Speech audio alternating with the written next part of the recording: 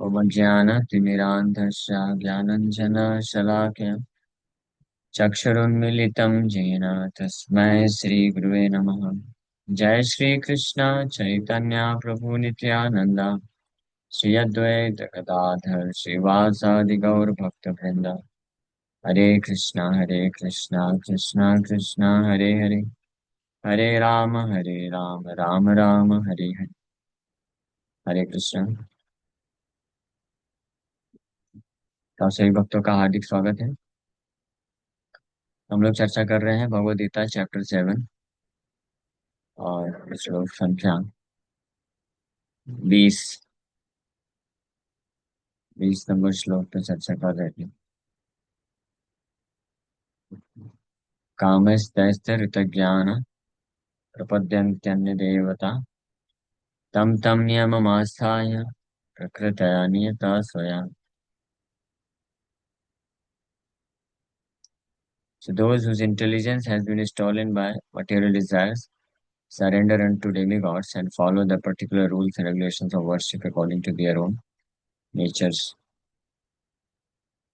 तो क्यों कुछ लोग अन्य देवताओं का आश्रय लेते हैं, इसके बारे में भगवान कृष्ण इन श्लोकों में वर्णन कर रहे हैं।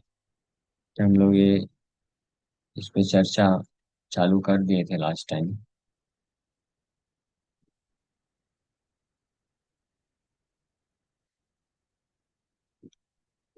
इसका तात्पर्य पढ़ना था।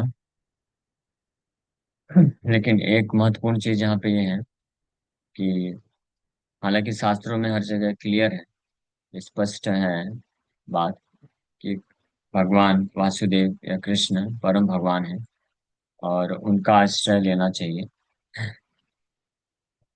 लेकिन फिर भी कई कई जन्मों के बाद ही कोई वास्तविक रूप में ज्ञानवान होता है, तो वो भगवान वासुदेव को ही सब कुछ स्वीकार करके हृदय से उनको समर्पण करता है। और ऐसा महात्मा अत्यंत दुर्लभ है, सुदुर्लभ है, सा महात्मा सुदुर्लभ है।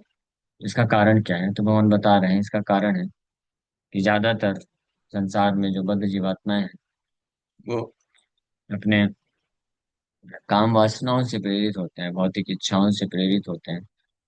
और वो भौतिक इच्छाएं होने के कारण भौतिक इच्छाओं को पूरा, जहां से जिस मार्ग से आसानी से किया जा सकता है उस मार्ग को वो स्वीकार करते हैं। तो अन्य देवताओं को कोई भी व्यक्ति जो भी पूजा का विधि बताया गया है, वो करने से उसका आसानी से भौतिक जो कामना है, इच्छा है, पूर्ति हो जाती है। इसलिए अन्य देवताओं को वो समर्पण करते हैं। और ये काम या जो भौतिक इच्छाएं होती हैं हृदय में, इससे उनका ज्ञान जो है हृतक ज्ञान है। भले ही अनेकों प्रकार के शास्त्र कोई पढ़े भी, तो शास्त्र का निष्कर्ष तो ये स्पष्ट रूप से पता चलता है कि भगवान कृष्ण ही सब कुछ है। लेकिन फिर भी उनका ज्ञान हर लिया जाता है भौतिक इच्छाओं के कारण। और इसलिए वो उन भगवान नारायण को समर्पण ना करके अपने अपने स्वभाव के अनुसार, यानी अपने अपने स्वभाव मतलब अपनी अपनी भौतिक कामनाओं के अनुरूप वो एक पर्टिकुलर देवता को पूजा करते हैं, जिसको इस भौतिक संसार में लोग नाम देते हैं कि जिसकी जैसी श्रद्धा वैसे व्यक्ति को पूजा करना चाहिए। इसको मतलब अच्छा बना के बोला जाता है कि आपकी श्रद्धा है शिव जी में तो शिव जी का पूजा करिए, आपकी श्रद्धा दुर्गा में है तो दुर्गा का पूजा करिए, आपकी श्रद्धा कृष्ण में है तो कृष्ण का करो। ऐसा लोग बताते हैं, जिसको ब्रॉड माइंडेडनेस बोला जाता है। संसार उदार हृदय का बोला जाता है। संकीर्ण विचारधारा नहीं होनी चाहिए कि केवल कृष्ण तो कृष्ण है। ये इस्कॉन वाले बड़े संकीर्ण विचारधारा के होते हैं, नैरो माइंडेड होते हैं कि केवल कृष्ण का पूजा करो। तो इस प्रकार से ये जो भगवान यहाँ पे जो चीज बोल रहे हैं, काम ऋतक ज्ञान प्रपद्यन्ते अन्य देवता, तो अन्य देवताओं का पूजा या समर्पण क्यों करता है कोई व्यक्ति, इसको भी इस प्रकार से प्रस्तुत किया जाता है जिसको अच्छा माना जाता है। बट मेन रीजन क्या है? ये काम भौतिक इच्छा के कारण व्यक्ति करता है। ऐसा नहीं है कि जिसकी जैसी श्रद्धा। ऑफ कोर्स श्रद्धा विकसित कहाँ से हुई? श्रद्धा विकसित हुई है उसकी जैसी भौतिक इच्छा है। किसी की इच्छा होती है जैसे कि मुझे बहुत बड़ा इंजीनियर बन के दिखाना है, तो इंजीनियरिंग कॉलेज में एडमिशन लेने की उसकी श्रद्धा होती है। तो उसकी इच्छा पे निर्भर है ना। कोई डॉक्टर बनना चाहता है तो डॉक्टर बनने की इच्छा के अनुसार वो मेडिकल कॉलेज में एडमिशन लेगा। किसी को बस बहुत नेम फेम चाहिए तो वो गवर्नमेंट पोस्ट को फिर पकड़ता है। भले ही बाहर से बोले कि हम समाज की सेवा करना चाहते हैं, ये करना चाहते हैं, बट मेन कारण क्या है? हर किसी के अपने अपने वो इच्छाएं होती हैं। इच्छा मतलब काम, जिस काम वासना काम है इसको यहाँ पे बोला जा रहा है। तो इसीलिए ये काम के कारण किसी को बहुत धन चाहिए तो वो ऐसे देवता का पूजा करेगा। किसी को बहुत सुंदर शरीर चाहिए या सुंदर वर वधु चाहिए तो वो उस प्रकार के देवताओं का पूजा करेगा। किसी को नेम फेम चाहिए तो ऐसा पूजा करता है। तो उस हिसाब से श्रद्धा उसकी उत्पन्न होती है। लेकिन जो बुद्धिमान होते हैं, जो सभी कामनाओं से भौतिक इच्छाओं, जो जान जाते हैं कि भौतिक कामनाओं को हृदय में रखने से वास्तव में हम संसार में दुखी ही रहने वाले हैं, तो इस प्रकार से बुद्धि जो विकसित कर लेता है तो वो फिर अन्य सभी देवताओं का पूजा को छोड़ के पूर्ण हृदय से भगवान हरि का पूजा करता है।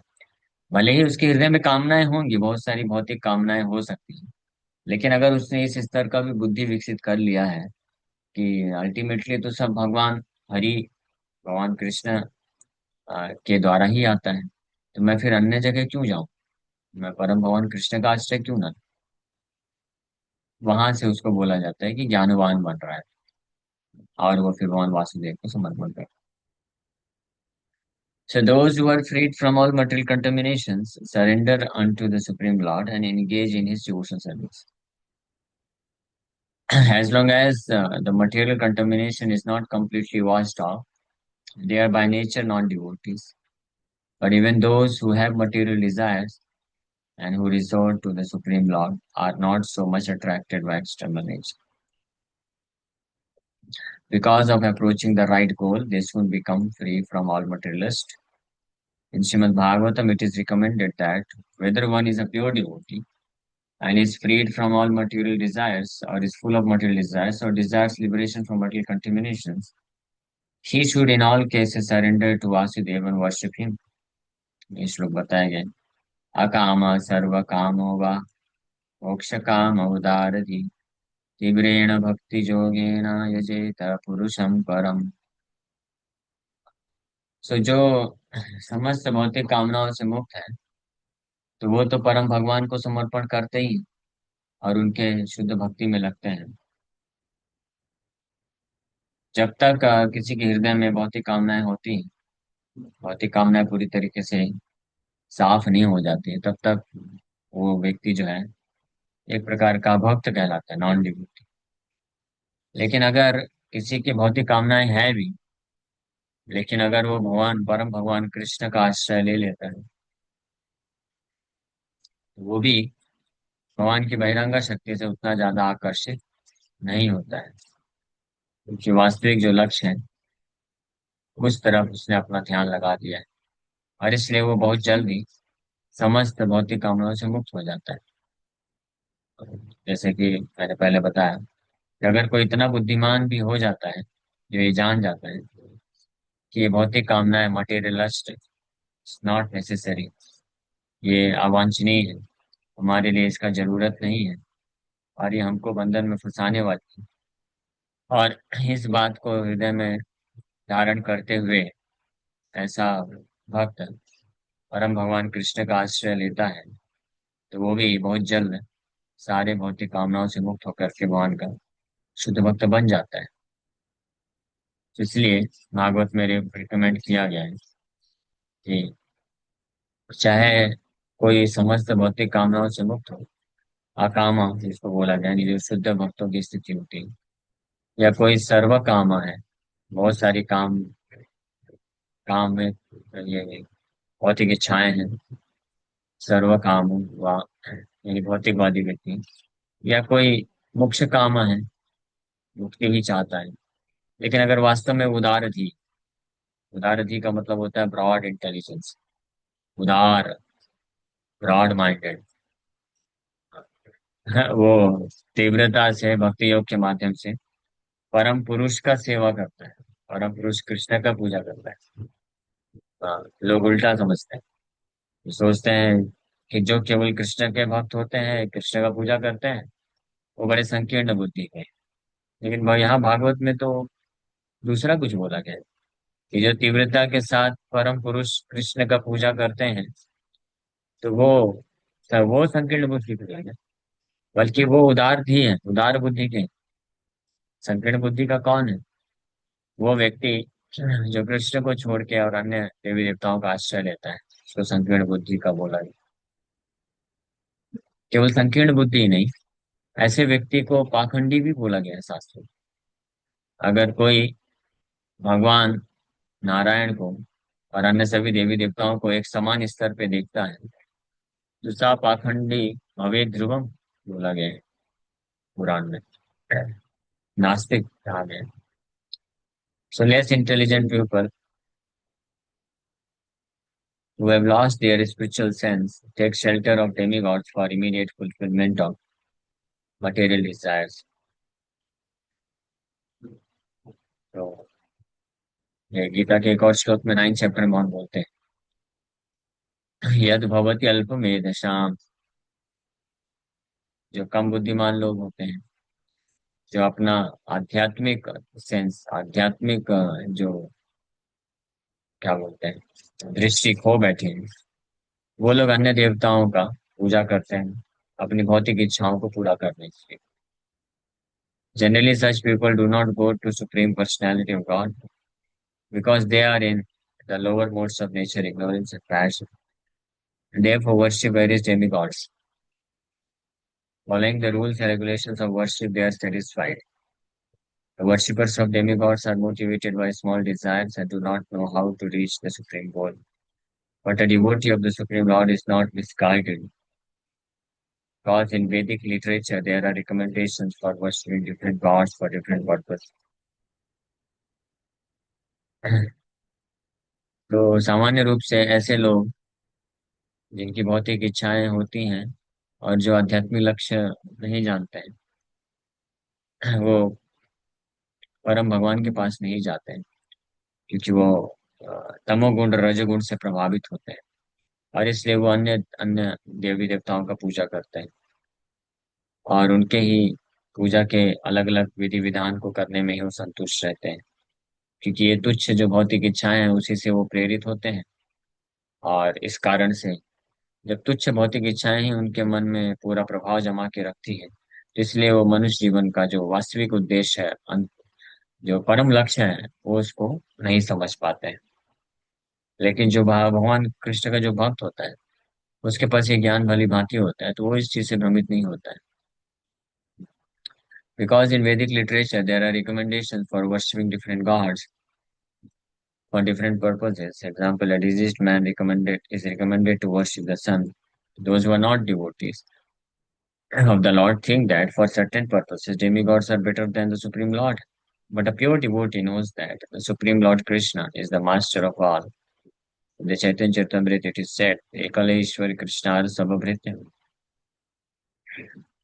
Only the Supreme Personality of Godhead Krishna is master and all others are servants. Therefore, a pure devotee never goes to demigods for satisfaction of his material needs. He depends on the Supreme Lord, and the pure devotee is satisfied with whatever he gives. हाँ, तो इसलिए जो अन्य जो भक्त नहीं है, जो जीवन का वास्तविक लक्ष्य नहीं जानते हैं और जो अपनी तुच्छ भौतिक इच्छाओं से ही प्रेरित होते हैं, तो कई बार वो सोचते हैं कि कृष्ण या नारायण से ज्यादा अच्छे अन्य देवी देवता हैं, क्योंकि वो उनकी उन प्रकार की इच्छाओं की पूर्ति कर देते हैं आसानी से। जैसे कोई व्यक्ति होता है, वो भगवान नारायण का, विष्णु का, राम का, कृष्ण का पूजा करता है कई महीने कई साल तक, उसकी इच्छा रहती है कि मेरे को मुझे ये सब प्राप्त हो जाए, नहीं मिलता है। फिर वो कोई उसको बोलता है कि आप एक काम क्यों नहीं करते हैं, आप शिव जी के लिए इतना ये व्रत क्यों नहीं कर लेते हैं, या दुर्गा के लिए या गणपति के लिए क्यों नहीं कर लेते, तो वो करता है। और जैसे वो करता है तो उसकी इच्छा पूर्ति हो जाती है। तो उसको लगता है कि भगवान नारायण का पूजा करने से क्या मिला, उनमें इतनी शक्ति नहीं है। ये देखो, मैंने इन देवता का ये व्रत किया, कितनी आसानी से मुझे सफलता मिल गई। तो ऐसे जो कम बुद्धिमान लोग होते हैं, जो तुच्छ भौतिक इच्छाओं को ही, भौतिक जो फल होते हैं उनको ही सर्वश्रेष्ठ मानते हैं और परम लक्ष्य को नहीं जानते हैं, तो इस प्रकार से वो भ्रमित हो जाते हैं। लेकिन जो शुद्ध भक्त होते हैं, वो जानते हैं कि परम भगवान कृष्ण वो सबके स्वामी हैं। ये सारे शास्त्रों का निष्कर्ष है। चैतन्य चरितमृत में इसलिए सारे शास्त्रों का निष्कर्ष देते हुए कविराज गोस्वामी लिखते हैं, एकले ईश्वर कृष्ण आर सब भृत। केवल परम भगवान कृष्ण ही सबके स्वामी हैं और बाकी सब उनके सेवक। सब मतलब सारे, चाहे देवी देवता हो, राक्षस असुर दैत्य दानव मनुष्य पशु पक्षी, यहाँ तक कि अन्य अवतार भी, कृष्ण के अन्य जितने भी अवतार हैं, वो सब भी उस उनके सेवक की कैटेगरी में, हालांकि उनसे अभिन्न है, लेकिन अपने आप को मूल रूप में वो अपने आप को सेवक मानते हैं कृष्ण का। स्वयं भगवान बलराम जो कृष्ण से रंच मात्र भी कम नहीं, और वो भी अपने आप को कृष्ण का सेवक मानते हैं। तो शुद्ध भक्त के पास ही नॉलेज होता है। इसलिए शुद्ध भक्त जो होता है वो कभी भी किसी अन्य देवताओं के पास नहीं जाता है अपनी भौतिक आवश्यकताओं की संतुष्टि के लिए। वो केवल परम भगवान कृष्ण पे ही निर्भर रहता है। और ऐसा शुद्ध भक्त संतुष्ट रहता है। कृष्ण उनको जैसी अवस्था में रखना चाहे, जैसे भी उनको दें, पालन पोषण करें, उनकी इच्छाओं की पूर्ति करें या ना करें। तो ये शुद्ध भक्तों के लक्षण होते हैं कृष्ण के, जिनका बुद्धि व्यवस्थित होता है, तुच्छ भौतिक इच्छाओं से कामनाओं से भ्रमित नहीं होता, जिनका बुद्धि, उनके ऐसे लक्षण बताए जाते हैं। Okay, thank you very much, यहीं पे विराम करेंगे। किसी वक्त का कोई प्रश्न है, पूछ सकते हैं।